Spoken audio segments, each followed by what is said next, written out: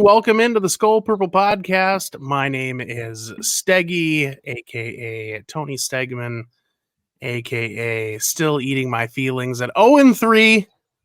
But here we are. Welcome to the show. Very excited to have two wonderful people with me today. Of course, we have Carson, our always fantastic co-host and fearless leader, Mr. Carson Schubert, and with us is our reoccurring guest for the Panthers, representing Panther Nation, is comedian Drew Harrison. Drew, how are you doing today?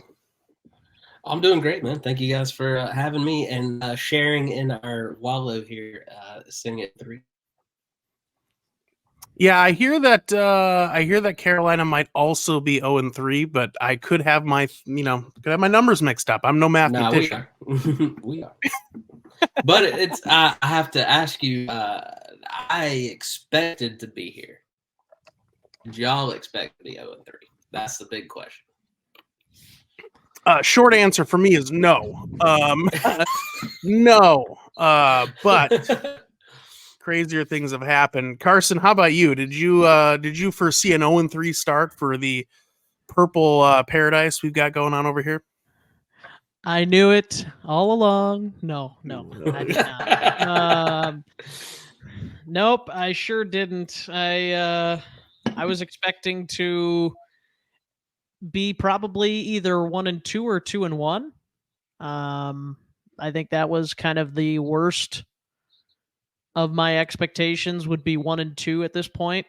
I thought maybe they'd lose to the Chargers, but I knew they'd lose to Philly, even though that could have gone the other way. But I was pretty confident that they were going to win at least one of the two of the Buccaneers and Chargers games, and I was pretty confident in the Bucs game. So that one caught me off guard. I thought you guys were going to take care of the Bucs week 1. Yeah. Well, that makes shout out to my former football podcast co-host, Sean Sutler, the biggest of Bucs fans, losing his mind. He got humbled a little bit last night, but still, it's a good start to the season. Yeah. Well, even though they did beat my Vikings, hard not to pull for. I mean, I don't know. I suppose there's probably a lot of people that don't like Baker Mayfield. Let Baker play for your team. You'll change. Yeah, I can imagine. I love Baker. I was a big Baker fan, and I was excited when it came to Carolina, man. But I changed my opinion of that quick. Yeah, it just feels like a guy that I don't know. He should be okay. He just seems like a regular guy that's trying his best. I don't know if that's good enough. But I mean, I'm glad. I think more than anything too, like Todd Bowles is getting a good shot in there, and I mean, there's some good pieces. It's not like that team is, that far off of the Super Bowl roster that they've had a couple years ago. So, they can make some noise. But yeah, certainly thought from a Vikings fan perspective, we were going to be able to take care of the Bucs. I did not have us penciled in for a win with the Eagles. However, we did have a chance to win that game. But again, of course, we were running our new. By the way, this is a new offensive scheme we've got this year, Drew. It's called the hot potato scheme. So we just get the ball and then, hey, we don't know where it's going. I think we're up to 9. Is it 9 turnovers now? 10 turnovers. Yeah, like 6 of those are fumbles, I think. Yep. So yeah. So, do you guys wish you were Dalvin Cook at this point? No. Dalvin Cook would have made zero difference, I think, through the first 3 weeks. He was not that good last year for the Vikings, and a lot of those games he did have some good performances, and I mean Alexander Mattison performed well against the Chargers, but it's unfortunate that he wanted more money and the Vikings couldn't pay it. But I don't think it's really impacted the Vikings all that much. And based on what he's done in New York his first 3 games, I'd say he's doing about as much as we expected. Yeah. So- Well, Poor Jets, man. Carson made a really good point. I think it was after week 2. Dalvin Cook for about half the season last year averaged under 3 yards a carry. I mean, the run game, whether you want to blame the offensive line, maybe, it really doesn't matter. And a lot of it does rest on the O-line. O-line has issues. But Now, what I was going to ask, because I feel like every team you talk to, every fan we could talk to everyone right now, except for maybe like the 49ers and maybe the Phillies and the Cowboys. But why is it that no one, like, you just can't put together a good O-line anymore? Are the edge rushers and the defensive tackles just getting bigger and faster? Like, which I do think is part of it, but like, you just can't put together an O-line anymore. I feel like you get those once in a lifetime O-lines, and if you don't win it in that window, you're screwed. yeah, I can't disagree with that. I mean, I do think my opinion on that would be it's tough to put together a solid O-line, and then in combination with, I just think these defensive linemen, I mean, the thing is, a good defensive lineman claims a lot of money. So you're going to have a lot of guys that are athletically gifted that are going to play defensive line if they can do it, right? It's like receivers, it's like quarterbacks. That's why it's my opinion that I think we're going to see a drop off in talent at the running back position. Because if running backs aren't getting paid, all these guys that are athletically inclined, why am I going to invest a bunch of time being a good running back? I'll just try to be a good receiver. Yeah, exactly. Or I'll be a corner, right? And so I just think that the defensive lineman pedigree is just so high up there. And then, on top of it, O linemen are, I think, just at a higher premium because you have to have 5 of them, 5 good ones, unlike just one good receiver or one good quarterback. Isn't it crazy? Like, cracking the line can just ruin it. Yeah. What's your opinion on that, Carson? On the offensive line? Yeah, why do you just feel so like hard that's to put together an offensive line nowadays? Yeah. Well, you can't bring in all the top paid offensive linemen. That's that's the problem. I mean, if you want to have a good quarterback and you want to have some semblance of a defense, it's hard to bring in a good offensive line. And I do think there are I think maybe Tony was hitting on this a little bit. Offensive line is one of those positions that's not really as glamorous as like a running back or a wide receiver, quarterback. So like even tight end is more glamorous, so to speak, than an offensive lineman. But it seems like offensive line, at least at the NFL level, has just kind of dropped off in terms of quality. There's not as many good ones. And so when you do get those good ones, you want to hang on to them. But I think it's just a tough position to maintain too, because you see those guys that as soon as they retire, they drop most of their weight. It's got to be tough to be that athletically gifted and carry around that much extra weight all the time. Yeah. Yep. Yeah, can't disagree with that. That actually is a kind of a nice little segue. Before we segue, for those that are watching on YouTube or listening via Apple, Spotify, iHeartRadio, etc., maybe a little of Alexa, you can tell your Alexa, hey, play the Skol Purple podcast. You'll get to hear our beautiful voices. Make sure to like, subscribe, leave a comment. We do appreciate it. We're 0-3 on the season, so all the support really does help. It'll probably keep me from weighing 500 pounds before the end of the season. Right. I promise for every new subscriber, it'll be one less chicken wing that I eat on Sundays. So really, you're just saving me from myself. Please save Steggy. Save Steggy season now. God save the Steggy. Yeah, that's right. That's right. Every new subscriber, I'll just take one chicken wing, pour one out for the homies. So speaking of our franchises, I mean, how Drew, obviously you've got, a lot of new. There's a lot of new out there.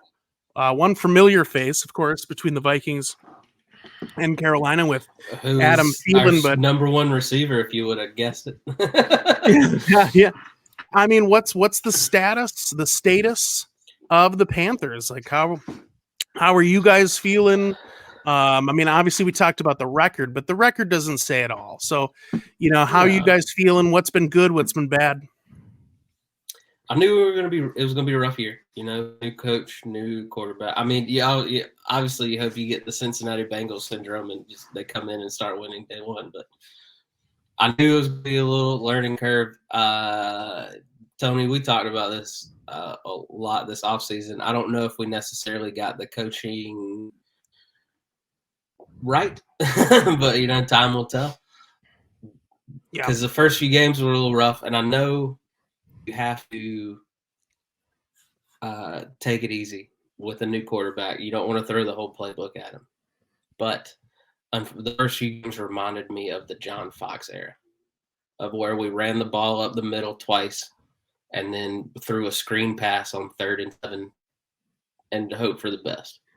So my concern right now is more of the play calling and the coaching. Obviously, the big knock on Bryce was, is he going to get hurt? And he's already missing games, so that's tough to swallow. Our biggest fear came true, but our defense is getting there. We're still a defense. Shaq Thompson getting hurt was devastating. Horn getting hurt was another devastating blow. So it's gonna be a rough year. I just want to see progress, and I'm not seeing it right now. sure. Yeah, I mean, I think that's always the tough thing when you bring in these new, rookie quarterbacks, and like you said, there's a lot of new. It's a new regime, coming in. Yeah. Would you say there's anything that maybe you were looking forward to that you really thought was going to be a good, for instance, I'll give you an example from a Vikings perspective. Like the big variable I thought for the Vikings coming into this next season was the defense. I thought the defense is going to have to be better than it was last year if we have any chance of improving or at least, still being competitive this year. And then I thought the offense were good. Like I know we lost Dalvin, but again, kind of explaining the numbers, we really weren't missing that much with Dalvin. Yeah. So my thought was this offense is solid. We can rely on the offense. It's really just going to be the defense. And I'll tell you, the offense is the problem right now. I mean, it's like it's different levels too. Like offensively, there's an issue, but it's not just like execution. I mean, some of it's execution, but it's the turnovers. It feels like we don't have an offensive identity. They just can't get it together. It looks very disorganized. And the coaching, honestly, it almost looks like the play calling's not good. Like it's just, I don't know. Yeah, that's the thing that worries me, man, is the play calling isn't good right now. Like we should have beat the Saints. Monday Night Football, Bryce Young's introduction to the football world professionally, and we lost by a touchdown after we kind of just let it go at the end of the game. Because we played tough defense. We had Carr reeling. We had the Saints reeling. It's just we could not capitalize on that game. Yeah. Or no, we lost by a field goal that game. So that was a very winnable game. To hold the Saints, anytime you hold a professional football team to 20 points, you kind of hope you win that game. Yeah. Oh, absolutely. Yeah. I mean, it's just so, I mean, is there anything like that on your end where you thought this is the thing that I know we're going to be good at, or this should be good, and it hasn't been there this year? Very much so, and that is the run game. Oh, okay. I thought bringing in Miles Sanders with what we were able to do with Foreman last year, when we were at the lowest of lows with our quarterback conundrum, we could still run the ball. And there was a lot of games that we surprised people in the Steve Wilk era towards the end of the year because because Deontay Foreman had 150 yards on the ground. But just these last few games, and I know we had to play behind on Sunday, and so Andy Dalton had to throw the ball 58 times. I never want to say that sentence. Andy Dalton had to throw the ball 58 times. But Sanders, 9 attempts, 24 yards, and a touchdown. Yeah. And against the Saints, Sanders, 43 yards on 14 carries. No touchdown. Yeah. So I thought we got some depth at the offensive line, and I thought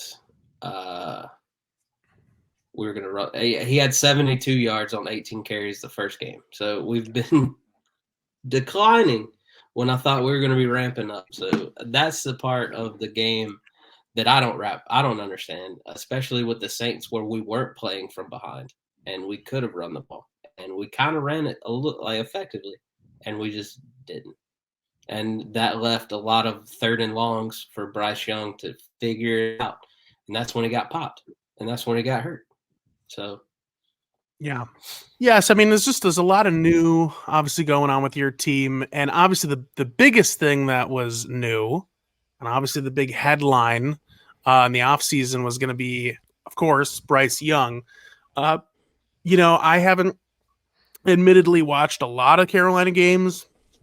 Obviously, I've seen what the media tries to tell us. I've seen some highlights here and there. But from somebody who's actually watching the games, what have you liked? I mean, I know he was out last week with injury, but so far, how are you feeling about Bryce Young? I know basically 2 games in.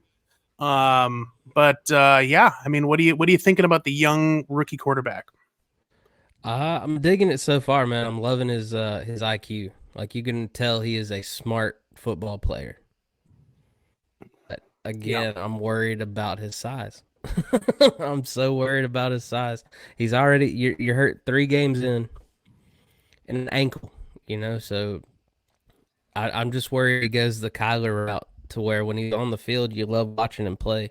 I mean, I'm sure Arizona fans might disagree with loving watching him play, but can he stay on the field? I don't want this to be it's an ankle and then a slip, and it's an ankle and it's a knee and then it's a quad and now his hamstrings mess up. So I'm just holding my breath that this isn't a recurring thing. I've loved when he's on the field. You can tell he's very smart, but you also can tell he's a rookie, and you get what you get with that because he's made some terrible decisions. But what rookie quarterback hadn't? Peyton Manning has the most interceptions in a season his rookie years. Definitely not comparing this kid to Peyton Manning, but I'm okay with what I'm seeing. Like I said, man, my problem is with the coaching. The coaching, at some point, you gotta let this guy take some shots down the field. Like, what did we bring Chark in for? What did we bring Sinault in for? Deep threats. So let this guy throw the ball down the field. He's going to throw some picks, but you handcuffing him and making him do little down passes are going to result in picks too. So let him go. Yeah. I agree. I think they need to open up the offense a little bit. I will say, obviously a huge Bryce Young fan. I think you were on when you drafted him and we were talking about it. I love Bryce Young coming out. Thought he was the best quarterback in the draft, and I for sure still will hold to that. But it's just like you don't have many weapons for him. Adam Thielen is $1 billion at this point, and should not be our number one option. I'm loving DJ what he's Chark, doing. He's hanging in there, but he's not he should not be our number one option. Yeah, DJ Chark is probably a number 3, and so I mean there's not a lot there, and then the offensive line I think is still probably an issue for you guys too. Terrible. So there you go. So it's like, well, it's hard to really judge a quarterback based on those 2 things alone, and then you got to add in coaching, like you mentioned. You're kind of unsure of, which I said at the time, Frank Reich. I was not sure about. I thought he was good when he left Philadelphia, and then he went to Indianapolis, and I was like, okay, I've had enough of this. So. Yeah, I mean, I don't.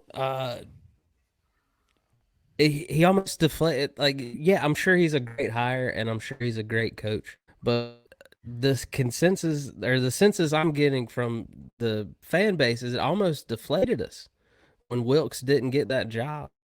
You know, he brought a Matt Rule mediocre team and made us fun to watch. So I think, especially the Carolina base, we are very tolerant and we're very patient as long as you give us a product that's fun to watch. So we're okay losing last year, but because we're fun. Like if you go back to the just run the ball up the middle days and hope for the best, this fan base is gonna get impatient quick because we know we can be good. We tasted the Super Bowl. We've been the top. We are one of the few teams that don't have a Super Bowl win, and that's gonna start getting louder and louder the more this management misses. Hey, calm down now. Calm down. You are on a Vikings show. Calm down. That's fair. That's fair. That's fair. But you guys get it. You know, the fan base gets more tired with the more the you get the coaching hire you didn't want after coaching hire you didn't want. Draft pick you didn't want after draft pick you didn't want. Which I'm not saying I didn't want Bryce Young. I really like that. I just now we're seeing the effects of having to give up DJ Moore for that first round pick. Yeah. I mean, Does that I think hurt more than not having a first round pick next year? Is the fact that we don't have our number one wide receiver anymore when we finally got someone that can throw in the ball, right? Yeah. Well, and the thing is, true. I mean, I brought this up about we were having a discussion earlier off the air about rookie quarterbacks and their immediate impacts on teams or lack thereof. And, people forget that, Patrick Mahomes, even his first year, and we're talking about a guy that arguably is the best quarterback, to come out of the draft in a long time. He didn't even play his first year. I mean, until what? Last game of the season? Something like that. So, these guys are going to have bumps in the road. Very, very, very rarely do you see a rookie quarterback do anything worth anything their rookie year. And if they do, it just means it's a sign for the future. And, it's just little bits and pieces that they have to build on. I mean, even a guy like Josh Allen, even though he's started to have he was bad for a few years, though. Yeah, but everybody was like year 2 and 3, people were like, when are they going to give up on this guy? yeah, right. Certainly he's had some struggles as of late too, but it just is one of those things where it takes time, for almost every single quarterback, even the best of the best. It takes them a little bit of time. So we just got a little spoiled. Cam Newton came in, our last number 1 pick, and just that's true. Slinging it from day one. But no, I agree with you. I like seeing the more of the organizations go to that. Let's draft a guy and let him sit around for a little bit. Because look, Jordan Love, I mean, in you guys' own division, Jordan Love looks better than he definitely would have if they would have thrown him day one. Yeah. I mean, and before him, Aaron Rodgers. I mean, as much as we, and much as we don't like to, as much as we don't like to keep going back to that team. But anyways, Mahomes, Jordan, the bad man won't hurt you anymore. It's okay. Oh my goodness! You sure about that? I'm. Well, he's gonna hurt. He's hurting the Packers not getting the snaps necessary for that to be a higher draft pick. So, and for a change, he's actually helping you guys out. That's true. Yeah. True. Now that first round pick becomes a second rounder, I think. Yeah, which I'm over the whole first round pick to begin with, man. Like I feel like we were talking about curses. Like I feel like that's a curse. Is the first round picks. I don't feel like any of them pan out the way you want them to. Like I'd much rather have, stack up my second and third and fourth round picks. I don't want that pressure of a first round pick anymore. Yeah, I can't necessarily disagree with that. As long as it's not 6th round picks. Yeah, we get enough That's of those around here. Yeah. I feel like 6th rounders at this point are just like, take this guy off our team, please. Yeah, we'll give you a 6th rounder. Yeah, right? Yep. Oh, too funny. Well, speaking of Carolina, Minnesota connections, we talked about Thielen and certainly that old man. Carson was so gracious enough to put together a series history between the Vikings and the Panthers for us here. So between the two teams, the Vikings lead the all-time series 10-6. The last time I was at a Carolina game, actually to make the full circle connection here, was 2014. Was Adam Thielen's first game on the 53 or first season, I should say, on the 53-man roster, because he started on the practice squad for a year. Then he was on the 53 and 14, and he wasn't even playing receiver. They had him playing special teams, and he blocked a Carolina punt, scooped and scored. That was his first touchdown as an NFL player. So how about that for making those connections? And Vikings have won the last two in the series. Series is even when games are played in Carolina, so 3-3 on the road there. Point differential, which of course Minnesotans love to talk about. Carolina leads the series 340 to 322. What's that? Which is spelled wrong, but continue. Well, the audio listeners don't need to know that, Carson. That's true. That's true. Yeah, so for everybody listening on Apple, Spotify, etc., it's actually spelled correctly. For the YouTube watchers, I'm sorry. Make sure to like and subscribe again. We're 0-3. Don't make me eat more chicken wings. Last time the Vikings and Carolina Panthers played, the Vikings won 34-28 in an overtime victory on October 17th, 2021. Obviously, inaugural season for the Panthers. Was that 95, I believe? Yeah. 96 was the year that went to the NFC Championship game. Yeah. Second year. Us and the Jags. Second year, both went to the conference championships. Oh my goodness. Yes. Yeah, that was fun. And the thing is, as some of you know who've listened to the episodes with Drew and I, or any other episodes where I rambled on about useless facts about myself, I am originally from North Carolina. So the Vikings have always been my team, but my secondary team, again, living in Carolina, was the Panthers, and I'll always love the jersey, man. Game. Yeah, because we were of that age where we had teams already that we pulled for. I was a Washington fan, and I dabbled a little bit. You guys are gonna hate me. Please don't kick me out. But I loved some of those Favre Packers years. But yeah, Carolina is contagious, man. You have a different team, and then eventually you're just like, oh man, I guess I'm a Panthers fan. They got me. There you go. Absolutely. Well, let's talk a little bit about this weekend, fellas. I think we've talked a little bit about the Vikings. We've obviously talked about the Panthers. What do we think is going to happen this weekend? Obviously, 2 0-3 teams.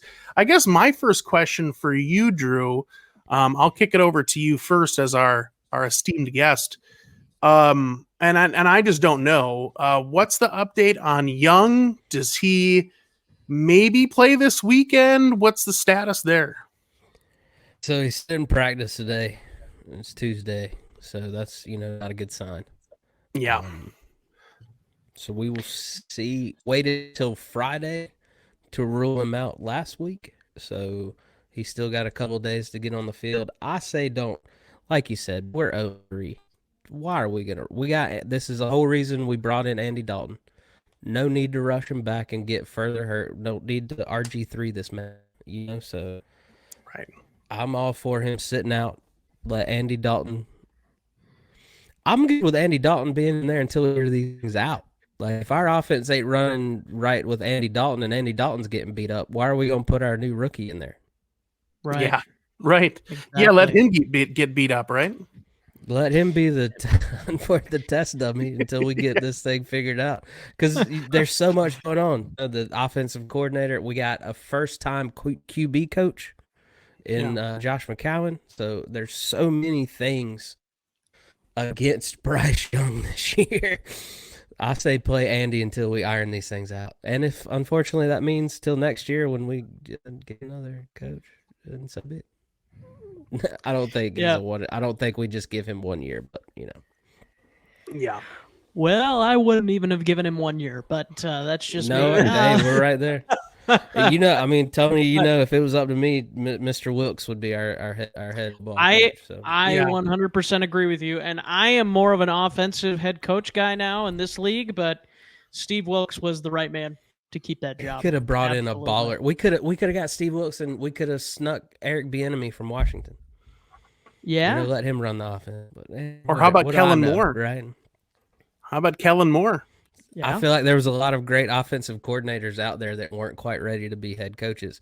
I'm saying I truly believe Eric Bieniemy is ready to be a head coach, but the NFL seems to disagree with me. So, with that being said, I would have loved for him to have his figure it out year and get a head coach calling our offense. Yeah, in some ways, it's too bad that Bieniemy went to Washington because it's such a dysfunctional organization. Yeah. Luckily they're on the right track. It's getting better that Daniel Snyder's out. Yeah. Do you think they'll go back to the old name? There's a petition for it.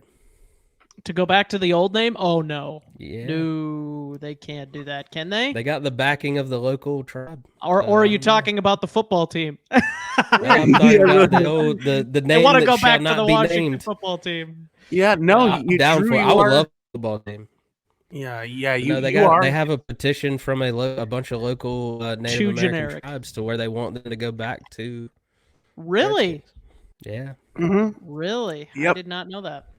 I think actually no, Tony. I think you might have told me that. Yeah. Well, they said that it's a real, like that was a real chief on their helmet, so they're like it was honoring this guy. So now they're bummed that he's not there anymore. Yeah. Mm. Yeah. No, the new team I still owner. think you got to go like Washington Warriors or something. You know what I mean? Like I don't think you can go straight. I'm more than. Where'd I go? Can y'all still hear me? There we go. Yeah. Yeah. I'm all for them. Still. But who am I? I got no skin in. I got no say in this. I have no Native American ancestry. So whatever they decide to do, I hope that they are on board and fully supportive. Yeah, absolutely. Yeah, it'll be interesting to see what happens. I know the owner said no dice on going back to the name, but I could see them maybe doing a logo and then a name change that, like you said, Drew, is something. Yeah, something else. Because I mean, all of the people that have been affected by this with names like the Chiefs and Braves, where it honors Native American ancestry. It doesn't just a blatant slap in the face. They're all for it. Right. Yeah. It'd be interesting to see.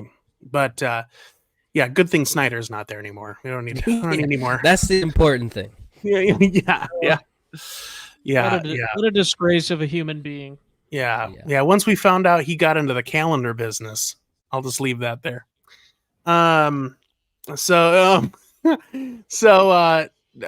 Moving on. Carson, how are you feeling about this weekend? And then we'll get into some score predictions. But yeah, how you feeling about this weekend, Carson? You feeling good? I mean, I don't know how good we can feel, but yeah, exactly. Well, I want to feel good. Like, to me, if everything goes right for the Vikings, they should walk into Carolina and win by 3 scores or more. However, that's not how this season has gone, and I don't think it's going to go that way. It's probably going to be another close game, and I'm going to actually pick the Panthers to win this game. Ooh, I'm going to pick the Panthers to win this game. I'm going to say 24-23. Carolina wins it. Like a last second field goal, Panera? Well, you know what? I'll say Greg Joseph misses at the last second because Oh, that would just put the icing on the cake for an 0-4 start for the Vikings. Okay, now the kicker screwed up. Now we're really screwed. yeah. Now we're knee deep in it now. Yeah, Everyone messes up now. or maybe it's not Actually- even a missed kick. Maybe it's a botched snap. So this is what I'll say. The only way I will feel good about the Vikings after Sunday is if they go into Carolina and win by 3 scores or more. That's the only way I'll feel good about it. If they barely win or obviously lose, I won't feel good about it. But if they barely win, I'm not going to feel good about it either because Carolina, as Mr. Harrison has pointed out to us, is not a great team at this moment. I mean, I think Bryce Young's probably not going to play. I wouldn't play him if I'm Carolina. No. But Andy Dalton's a capable backup.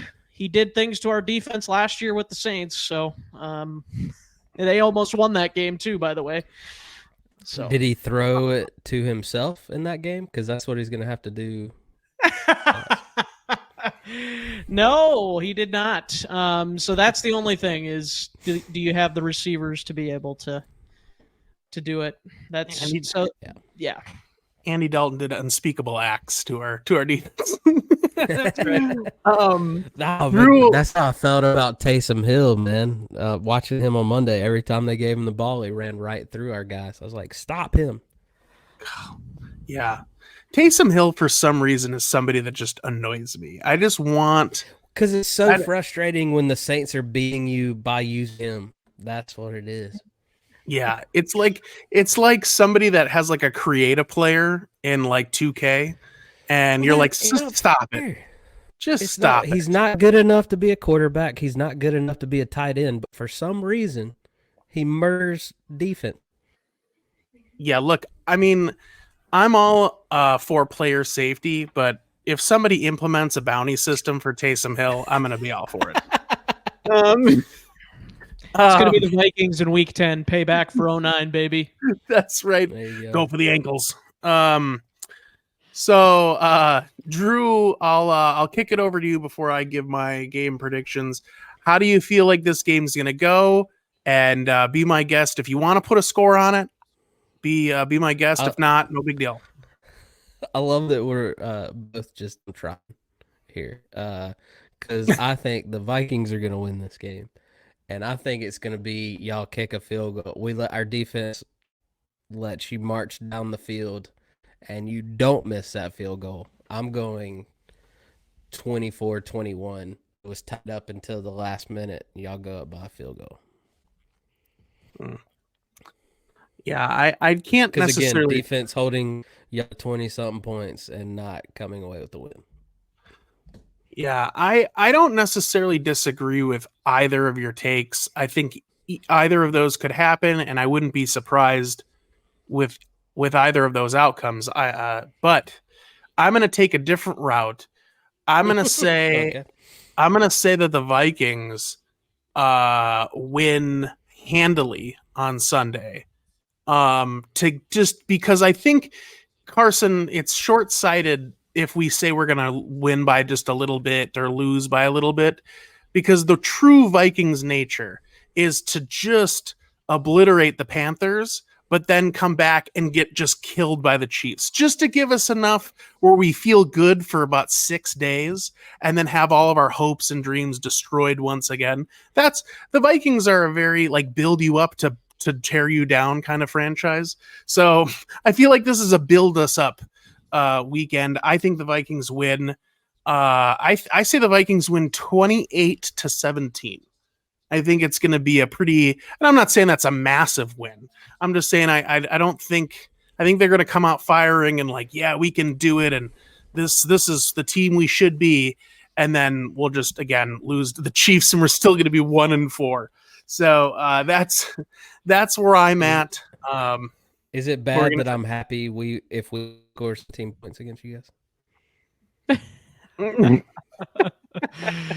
Yeah. Well, hey, I'll tell you this much. I think it actually benefits. I think it benefits the Panthers that Young doesn't play this weekend, And I'll tell you why. Because now that we have Brian Flores as our defensive coordinator, he is just a blitz crazy defensive coordinator. So he would be We sending the cannot pick up a house blitz to all of the save our time. life. Yeah.